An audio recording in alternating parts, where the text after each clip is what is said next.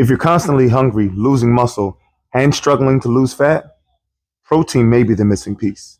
So today we're going to discuss the 7 things that protein provides in the body, how it affects your body's overall composition, and how not consuming enough protein might be the reason why right now you're struggling to lose fat.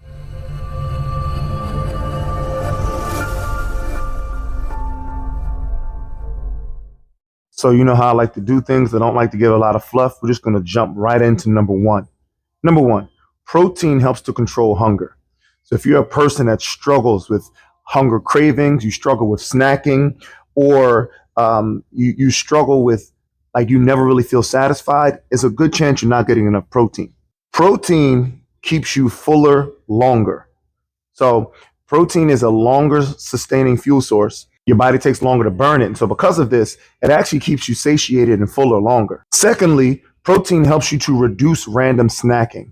So a lot of times our body is looking for nutrients, looking for energy. And because we haven't consumed enough protein, we end up going to snacks, cookies, chips, what we think is healthy, fruit snacks, all the different little snacks that we grab looking for fuel source, when really it's because we're low on protein. Number 2, protein protects muscle during fat loss. And this is huge, especially those of us that are 35 and older, and we're trying to reduce our visceral fat, trying to reduce our subcutaneous fat.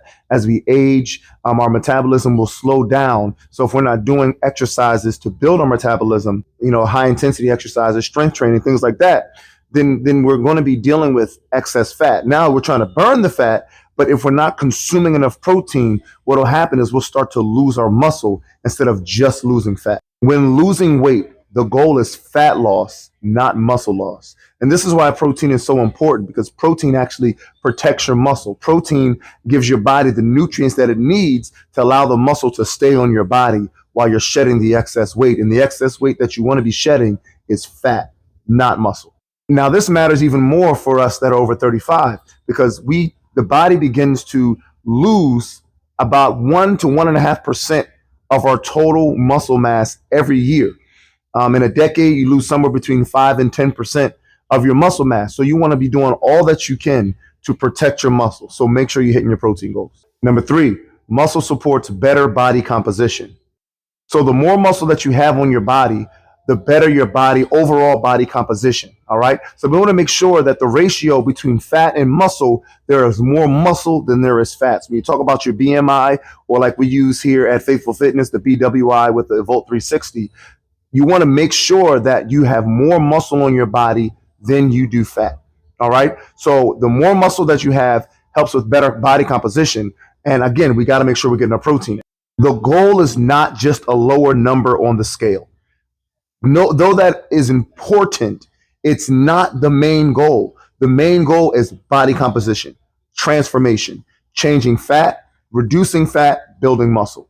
The goal is a stronger, leaner body. Not just a smaller body, but a stronger, leaner body that's going to last you as you age. It's going to allow you to age gracefully, still playing with your children, playing with your grandchildren, playing with your great-grandchildren, because you're doing what you're supposed to do now and building muscle. Number 4, and this was a big one. Most people eat too little protein during breakfast. This is a killer for so many people, because what we're consuming during our breakfast most often is just carbohydrates. And so it puts us at a deficit in the day. Coffee and toast is not enough. I'm going to say that twice. Coffee and toast is not enough. You need to be including protein in your breakfast. Whatever your breakfast is, whether you're fasting, your first meal, make sure that you're getting protein. Do not save all of your protein for dinner. A lot of people do this, and they're trying to cram protein in at the end of the day. Number 1, your body doesn't have enough time to really burn off all that protein while you're resting. Number 2, you've actually set your body up to have a slower metabolism during the day, because you're only consuming carbohydrates. Don't save your protein for the last meal of the day. Start your day with protein. Now, breakfast sets the tone for hunger and energy. So when you talk about getting protein in the first meal of the day, breakfast sets the tone. So if the tone that you start your day with is all sugar, which carbohydrates break down to sugar, what you're doing is you're setting yourself up for a crash.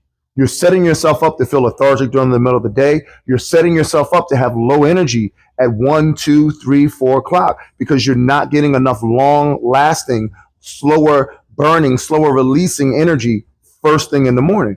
So you want to set the tone first thing in the morning for success. Set the tone to go out and kill it. Set the tone to go out and be productive. But that also includes your fuel. I always tell my clients, your body is a high performance machine. What I mean by that, you don't give a Porsche regular octane gas. It needs high test. We have to start treating our bodies as such. Number 5, and we just covered this a little bit, protein should be spread throughout the day.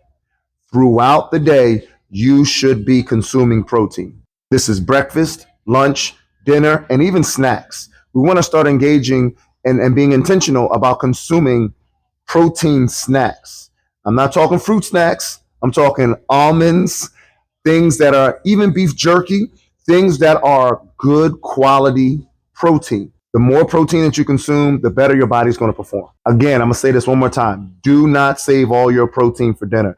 Oh, yeah, you had steak for dinner, but what did you eat all day? You had a nice, clean, organic, free-range chicken for dinner, but what did you eat all day? It's what you're eating throughout the day that is killing your muscle and your body's ability to burn and metabolize fat. Number 6, simple protein sources. Sometimes we get too extravagant trying to figure out the latest and greatest. There are very simple protein sources. I'm just going to list some here that you can start adding to your diet if you're not adding this already.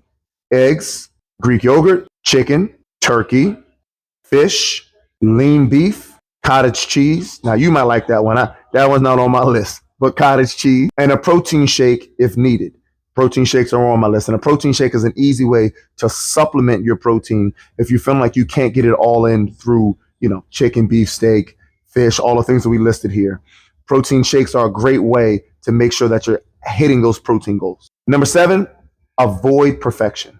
Sometimes we get the analysis of paralysis because we feel like we can't hit the mark all right now. When there are simple steps that you can take today that will start creating the lifestyle habits, the lifestyle changes, and to get easy wins early. You're not trying to because if you're trying to shoot for perfection and you don't hit it, a lot of times we'll quit because we feel like we can't get it done. So start by improving one meal. Start by one meal at a time. You know what? Every day for lunch, I'm going to make sure I have protein.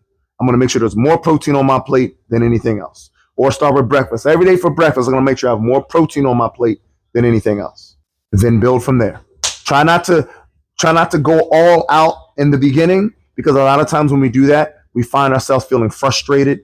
We find ourselves feeling defeated because we couldn't hit the mark every time. Start by one meal.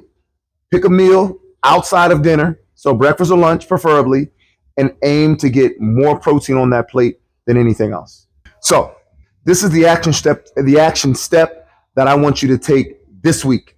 I want you to add 25 to 40 grams of protein to breakfast. So remember we just said starting with one meal. I want you to strive every day this week to add 25 to 40 grams of protein for your breakfast. Now, like I said, if you're doing fasting, that's fine. The first meal of the day, 25 to 40 grams of protein. And I want you to try to do this for the next 7 days.